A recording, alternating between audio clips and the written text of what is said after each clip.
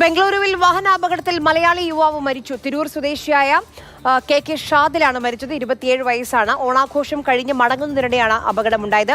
K Sreedharan വിവരങ്ങളുമായി നമുക്കിപ്പം ചേരുന്നു. ശ്രീധരൻ, വേദനിപ്പിക്കുന്ന ഒരു വാർത്തയാണ്. തിരുവോണമൊക്കെ ആഘോഷിച്ച് മടങ്ങുന്ന സമയത്തുണ്ടായ അപകടമാണ്. വാഹനാപകടമായിരുന്നോ? ഇത് വാഹനം തലകീഴായിട്ട് മറിയുകയായിരുന്നു.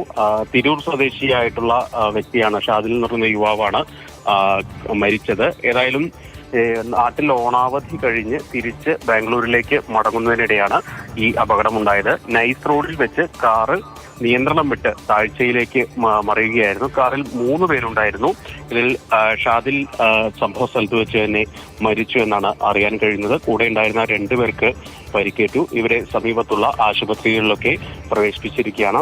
ഏറ്റവും പ്രധാനം, കൂടുതൽ ആളുകളും ഈ ഓണാവധിയൊക്കെ കഴിഞ്ഞ് നാട്ടിൽ നിന്ന് ബംഗളൂരുവിലേക്ക് വരുന്ന കാർമാർഗമൊക്കെ ഒരുപാട് ആളുകൾ വരുന്ന സമയമാണ്. പല ആളുകളും ഈ ഉറക്കമൊഴിച്ചൊക്കെ ഡ്രൈവ് ചെയ്ത് വരുന്ന ഇതൊക്കെ പതിവാണ്. ഏതായാലും ഇങ്ങനെയാണ് ഈ കാറ് ഇത്തരത്തിൽ അപകടത്തിൽപ്പെട്ടതെന്നാണ് മനസ്സിലാകുന്നത്. നിയന്ത്രണം വിട്ട് താഴ്ചയിലേക്ക് മറിഞ്ഞ് സംഭവ സ്ഥലത്ത് വെച്ച് തന്നെയാണ് യുവാവിന് അന്ത്യമുണ്ടായതെന്നാണ് മനസ്സിലാക്കുന്നത്.